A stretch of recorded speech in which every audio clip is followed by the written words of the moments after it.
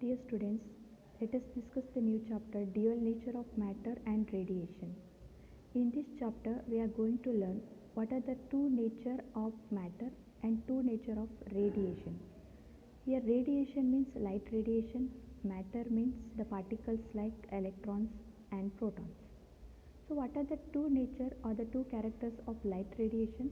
We already know one character of the light, that is the wave nature, wave character. In wave optics, we learnt about interference, diffraction, polarization, and in electromagnetism, we learnt about Maxwell's equation of the electromagnetism. These all the topics, all the phenomena clearly tells us that light that acts as a wave. So that is the one nature, that is wave nature of the light. What is the other nature of the light? The other nature of light is particle nature, light that also acts as a particle. Heinrich Hertz observed that when certain metals are irradiated by UV rays, negatively charged particles having small speeds were emitted. Certain metals heated to high temperature emit negatively charged particles. So what this indicates? This indicates that light have another character, and that character is particle character or particle nature. J.J. Thomson named these particles as electrons and suggested that they are the fundamental universal constituents of the matter. To understand the particle nature of the light, first we need to understand what is electron emission. Just now we discussed what are electrons. Electrons are the negatively charged particle. J.J. Thomson named the negatively charged particles as an electron. Next, we need to understand a process called as electron emission. Electron emission is the process where the liberation of electron from a metallic surface is called as electron emission. The liberation of electron from a metallic surface is called electron emission. To escape from a metallic surface, the electron must perform certain amount of work to overcome the restraining surface force. Just now we know or we discussed that liberation of electron from a metallic surface.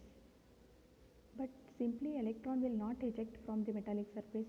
We need to apply some energy there, and they must have to done some work there. To escape from a metallic surface, electron must perform certain amount of work to overcome the restraining surface force. And to do work, what we need? We need energy, right? So the energy required for the electron to do this work can be supplied from external sources like heat energy, light energy, energy stored in electric and magnetic field. These all energy, from these energy we can supply this energy to the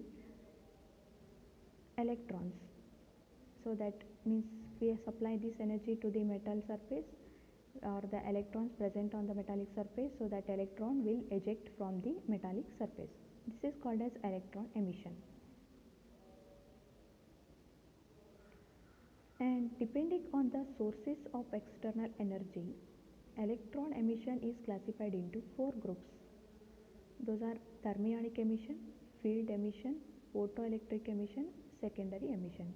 Whatever the energy we are supplying to the electrons, so that electrons are ejecting from the metallic surface, depending upon that external energy, the emission is classified into these four groups.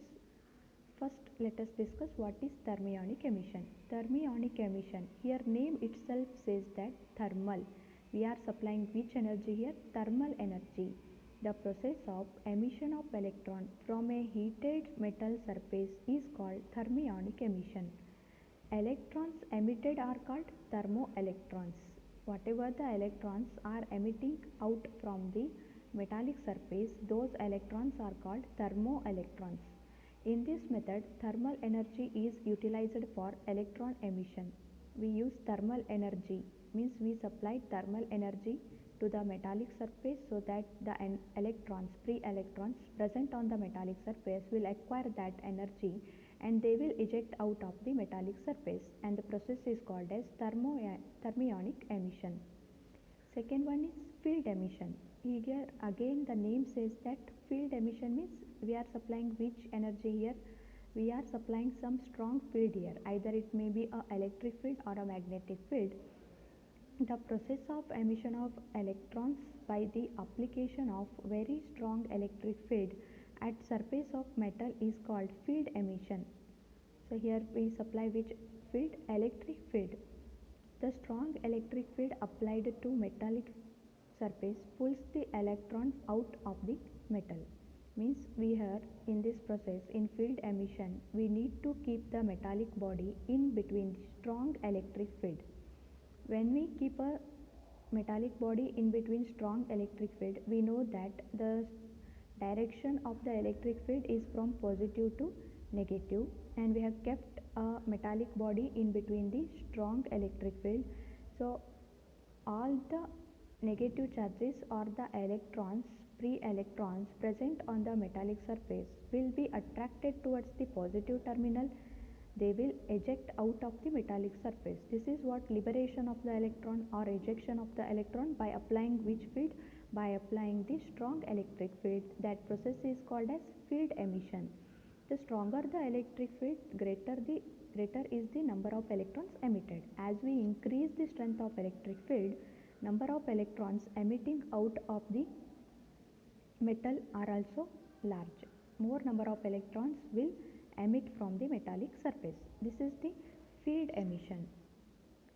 And the third one is photoelectric emission. The process of emission of electron from a metallic surface when radiation of suitable high frequency is incident on the metallic surface is called photoelectric emission. So in this process again metallic surface, we choose metallic surface only because as we know metallic surface or a metallic body have free electrons, large number of free electrons on it. So we choose again metallic surface, and when a metallic surface or a metallic body is illuminated by the UV rays, whenever the light with a suitable frequency falls on a metallic surface, the free electrons from a metallic surface will emit from the metallic surface. That process is called as photoelectric emission. In this process we are supplying which energy? We are supplying light energy. Photoelectric emission, we are supplying light energy. The process is called as photoelectric emission. The fourth method is secondary emission. In this process, the process of emission of electron from a metallic surface by the bombardment of fast moving electron is known as secondary emission. The fast moving electron, whenever those fast moving electrons are stopped by the metallic surface, the energy carried from these fast moving electrons are acquired by the electrons present on the metallic surface. So those electrons present on the metallic surface will acquire the energy and they will eject out from the metallic surface. The electrons or the fast moving electrons which are stopped by the metallic surface, those electrons are called primary electrons, and the electrons present on the metallic surface and ejected out from the metallic surface are called as secondary electrons. These are the four kind of emission depending upon the energy we are supplying. Next, to understand clearly about the particle nature of the light radiation, first we learnt wave nature. Wave nature we already know. To understand how the light acts as a particle, we need to know what is photoelectric effect first. Photoelectric effect is the phenomenon of emission of electron from the surface of metals when radiation of suitable frequency are incident on them. Photoelectric effect means it is again emission of electron only.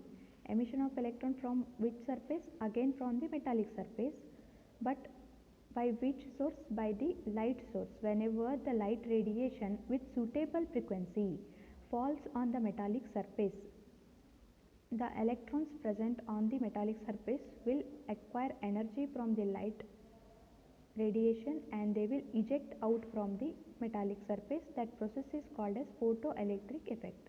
The electrons emitted in this phenomenon are called photoelectrons. The electrons emitted in this phenomenon are called photoelectrons. The electrons present on the metallic surface will acquire the energy from the light radiation and they will eject out from the metallic surface. Those electrons are called as photoelectrons. And to understand clearly about photoelectric effect, we need to understand two observations made by two scientists. Those are Halbach and Lenard. Halbach and Lenard made detailed study of photoelectric effect. So let's see one by one. The first one is Lenard's observation. Lenard conducted an experiment.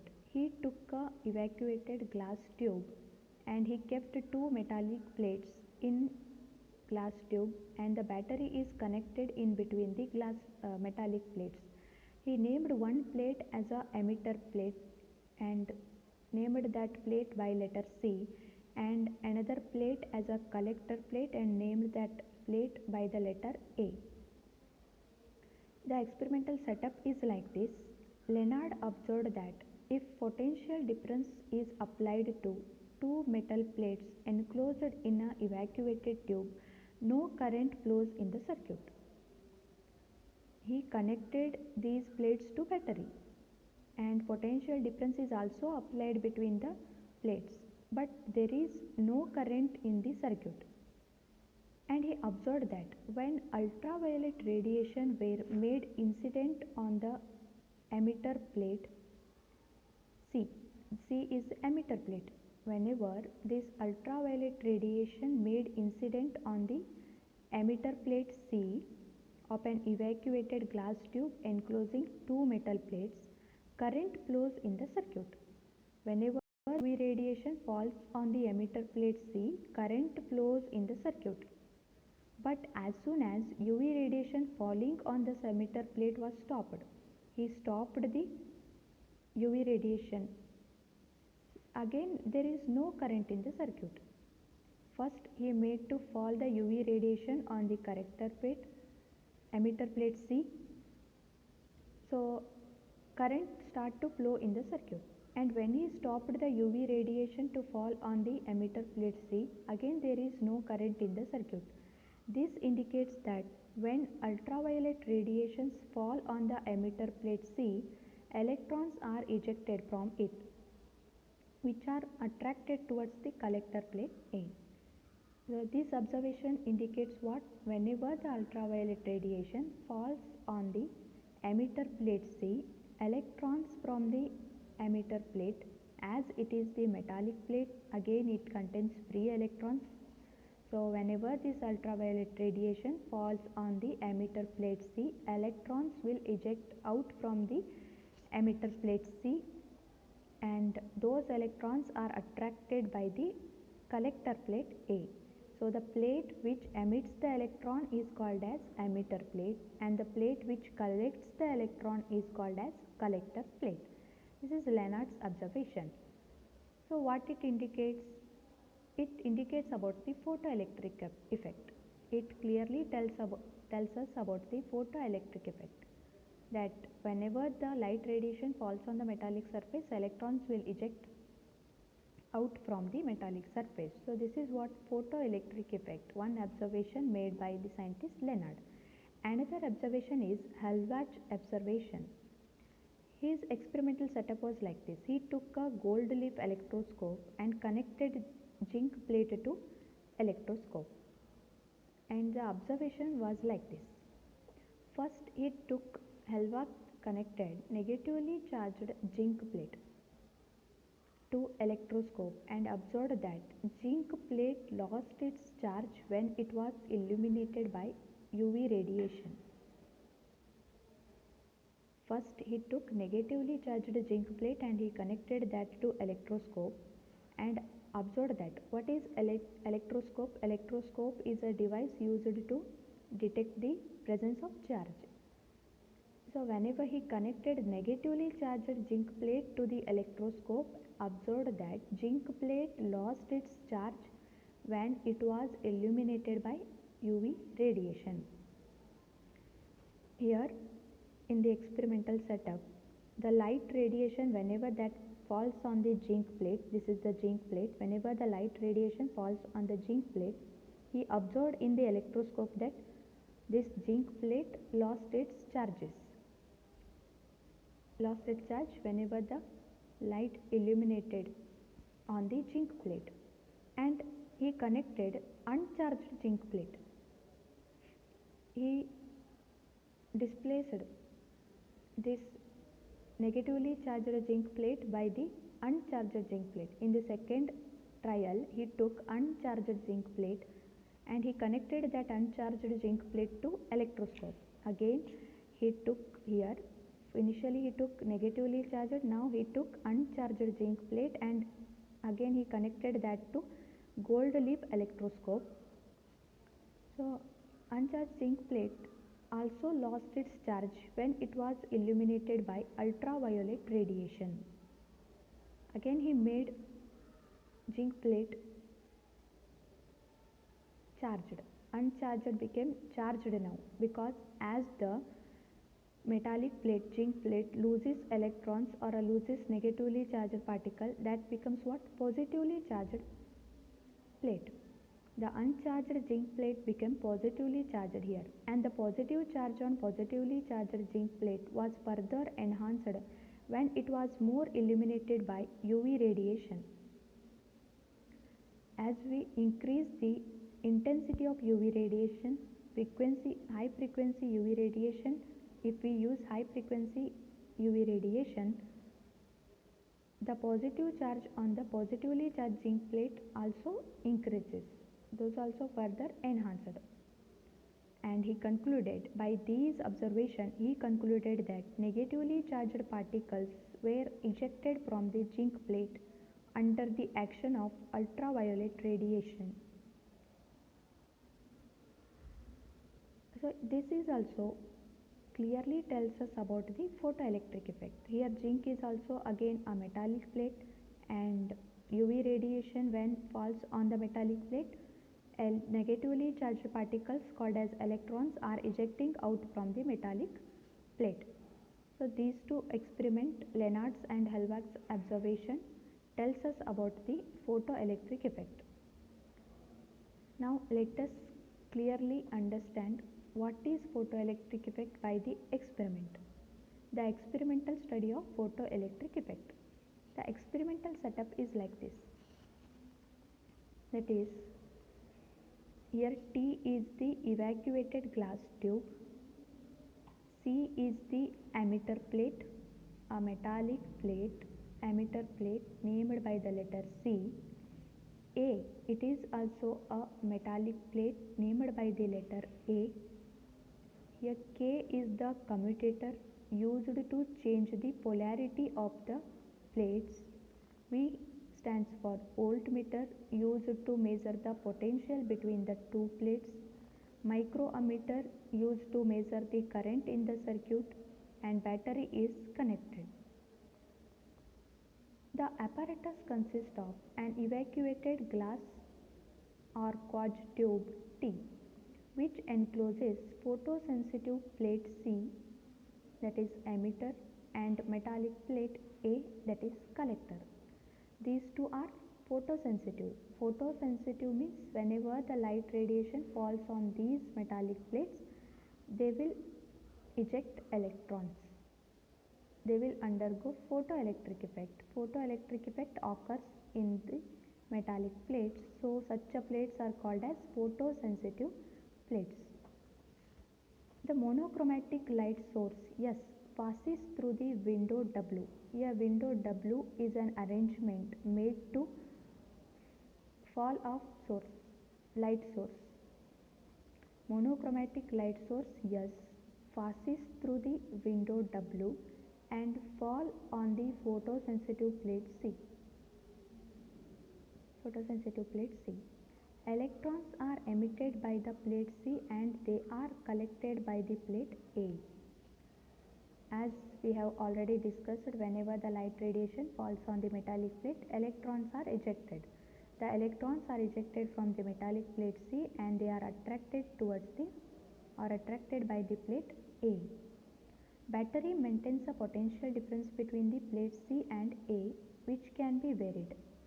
Battery is used to maintain the potential between the plates C and A, and we can vary the potential between C and A. The polarity of the plates C and A can be reversed by the commutator K.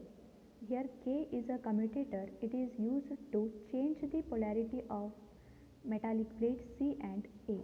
Polarity means if it is positively charged, we can change that to negatively charged. To change the polarity of the metallic plates, commutator K is used. When collector plate A is at positive potential with respect to emitter C, initially this collector plate A is at positive potential with respect to C. Electrons are emitted by the C. Electrons are emitted by the C are attracted towards the A. This causes electric current in the circuit. As the flow of electrons are taking place, means this collector emitter plate C is ejecting electrons and those are attracted by the collector plate A. As the motion of electrons is taking place, there is flow of electric current in the circuit, and which is measured by, that electric current is measured by the microammeter. The potential difference between emitter and collector plate is measured by the voltmeter. The voltmeter here is used to measure the potential between the two plates. The frequency and intensity of incident light can also be varied. As we are supplying, or there is a light radiation that falling on the emitter plate C, we can increase the intensity and frequency of this light radiation. We can vary the intensity or frequency of that light radiation. How can we vary that? By keeping the experimental setup near to the light source. Using the experimental arrangement shown in the figure, we can study variation of photoelectric current with intensity of radiation, frequency of incident radiation, potential difference between A and C, nature of material of plate C.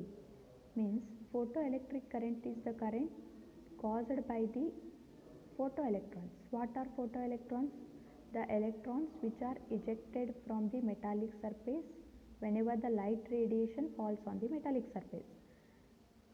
The electrons ejected out from the metallic surface are called as photoelectrons, and photoelectron causes which current? Photoelectric current.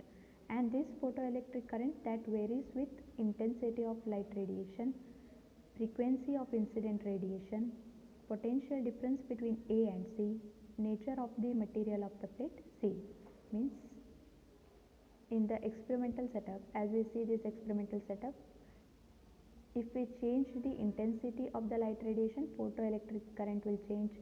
If we change frequency of the light radiation, photoelectric current will change. And if we change the potential between the plates C and A, photoelectric current will change.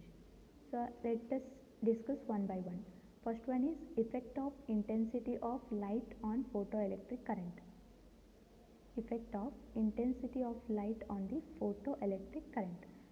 As we change or increase the intensity, what happens with photoelectric current? Let us see that. The collector plate A is maintained at a positive potential with respect to emitter C, so that electrons emitted by the C are attracted towards the A. Initially, in the first case, let us consider like this, that this collector plate A is maintained at a positive potential with respect to C. So the electrons emitted from the emitter plate C are attracted by the collector plate A. Keeping the frequency of incident radiation fixed. As there is fall of monochromatic light here, let us keep the frequency of this light radiation fixed. And keeping the potential between A and C also fixed. In this case, fix the frequency of the light radiation and also fix the potential difference between A and C. Intensity of light is varied and resulting photoelectric current is measured each time. We just vary now intensity of the light radiation. We'll fix the frequency of radiation, we'll fix the potential between A and C, but we are changing what? We are changing, either we decrease or increase in the intensity of this light radiation. It is found that photoelectric current increases linearly with intensity of incident light. As we increase the intensity of light radiation, photoelectric current will also increases. And if we plot the graph of photoelectric current versus intensity, the graph nature is linear. The photoelectric current that increases linearly as we change the intensity. As the intensity of light radiation increases, photoelectric current also increases, and the nature of the graph is like this, linear. The photoelectric current is directly proportional to number of photoelectrons emitted per second. Photoelectric current is directly proportional to number of photoelectrons emitted per second, and number of photoelectrons emitted per second is directly proportional to intensity of the incident radiation. As we know, current is due to what? Motion of the electrons. Motion of the electrons or the charges in motion causes current. In this photoelectric current, what are the reason for photoelectric current? Photoelectrons. So photoelectric current is directly proportional to what?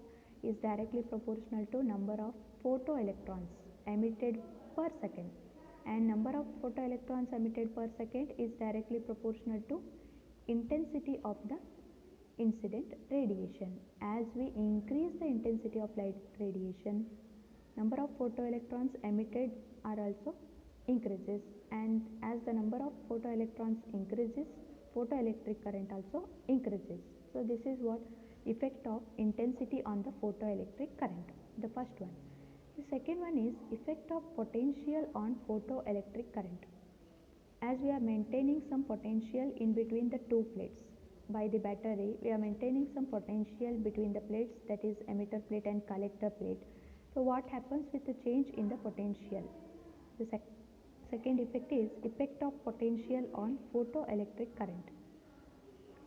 Emitter C is illuminated with light of fixed frequency and fixed intensity. Now in this case, in the first case we have fixed the frequency and potential and we changed the intensity. In the second case, the emitter C is illuminated with light of fixed frequency and fixed intensity. That intensity is I1. When the collector A is at zero potential with respect to C, initially the collector plate A is at zero potential with respect to C, small photoelectric current is observed. So here this collector plate A is at zero potential with respect to C, small photoelectric current is observed. This is due to small number of photoelectrons reaching the collector A because of their velocity of emission. Now positive potential applied to collector A. Initially it was zero potential, now we have supplied positive potential. Now the collector plate is at positive potential, is increased from small value. It is observed that photoelectric current increases with increase in accelerating potential, since more and more electron reaches the collector A. As we increase the potential, positive potential at the collector plate A, more number of electrons reached the collector plate A, so the photoelectric current also increases. At some stage, we are supplying positive potential to the collector plate A. At some stage, for a certain positive potential of plate A, photoelectric current reaches maximum value, since all the emitted photoelectrons reaches the collector A. The first case it was zero potential. In the second place, we have applied or supplied the positive potential to the collector plate A. So number of electrons attracted by the collector A is increasing as the number of electrons collected by collector A is increasing, photoelectric current is also increasing. At some stage, as we are applying the positive potential, at some stage photoelectric current reaches its maximum value, means all the electrons ejected from the emitter plate are attracted by the collector plate. All the electrons reaches the collector plate A. If potential of plate A is further increased, photoelectric current does not increase, means photoelectric current now has reached the maximum value. If now we increase the potential of plate A, there is no change in the photoelectric current because it has reached its maximum value. The maximum value of photoelectric current is called saturation current. By applying positive potential, the collector plate A has attracted all the ejected electrons from the emitter plate. So as all the electrons are attracted by the collector plate A, the photoelectric current also reached its maximum value, and the maximum value of photoelectric current is called saturation current. Now the collector plate A is made negative with respect to emitter plate.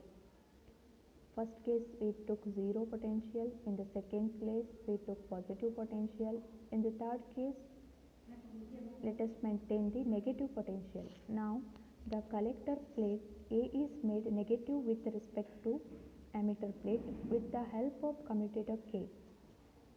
The commutator K is used to reverse the polarity of the plates. So with the help of commutator K, now collector plate A is made negative. So photoelectrons are repelled by the plate A, because now the plate A, that is the collector plate A, is negatively charged. The electrons ejected from the emitter plates are repelled by the collector plate A. As the collector A is made increasingly negative, photoelectric current is found to decrease rapidly, as there is the repulsion of electrons between the collector plate A and the electrons ejected from the emitter plate. There is decrease in the photoelectric current. As collector A is made increasingly negative, photoelectric current is found to decrease rapidly. At a certain sharply defined critical value of negative potential V0 on the plate A, photoelectric current becomes zero. At a certain sharply defined critical value of negative potential V0 on the plate A, photoelectric current becomes zero. This potential is called cutoff or stopping potential. In this case, the third case is, we have maintained the collector plate A at a negative potential with the help of commutator. So what happened? A is negative potential is A is at negative potential now. So what are the electrons ejected from the emitter plate are repelled by collector plate. So as there is repulsion of electrons, photoelectric current also decreases. At some critical value of negative potential V0 on the plate A, now A is at negative potential, there is a critical value of negative potential V0 on the plate A, the photoelectric current becomes zero. Photoelectric current becomes zero. This potential is called cutoff or stopping potential. So the cutoff or stopping potential V0 is the minimum negative potential given to collector A for which photoelectric current becomes zero. It is the minimum negative potential given to collector for which photoelectric current becomes zero. If experiment is repeated with incident radiation of same frequency but of higher intensity, I2 and I3, we find that saturation current has higher value. Let's see what is saturation current. The maximum value of photoelectric current is called saturation current. At some positive potential on the plate A, photoelectric current reaches its maximum value. That current is called as saturation current. As we increase the intensity of light radiation to I2 and I3, initially it was kept constant at I1. Now if we increase the intensity of light radiation as I2 and I3, we find that saturation current has higher value. This shows that number of electrons emitted per second is proportional to intensity of radiation. Number of electrons emitted per second is proportional to intensity of radiation, because as we have increased the intensity of the light radiation, we found saturation current as a higher value. So there is a proportionality between intensity of the light radiation and number of electrons emission of the electrons. But stopping potential V0 remains the same for these intensity. There is change in the saturation current, but if we increase the intensity, there is no change in the stopping potential. That is the minimum potential at which photoelectric current becomes zero. That potential is the stopping potential, and if we increase the intensity of light radiation, there is no change in the stopping potential. And the nature of the graph is like this. For intensity I1, stopping potential is like this. Collector plate's potential is, if we plot the graph like this, collector plate potential, stopping potential versus photoelectric current. The nature of the graph is like this. I1, I2, I3, that is intensity. If we increase the intensity, the saturation current has higher value, but the stopping potential remains the same for all the intensities. Nature of the graph is like this. Now let us see the third effect, that is effect of frequency of incident radiation. Effect of frequency of incident radiation on what? On photoelectric current. Variation of photoelectric current with collector plate potential is studied for radiation of different frequency nu1, nu2 and nu3, but same intensity. The result obtained are as shown in the figure. The stopping potential, the collector plate potential and photoelectric current. The graph is between photoelectric current and the collector plate potential. And the graph nature is like this. From the graph it is found that value of stopping potential is different for radiation of different frequency. If we change the frequency of incident light, the stopping potential value will also change.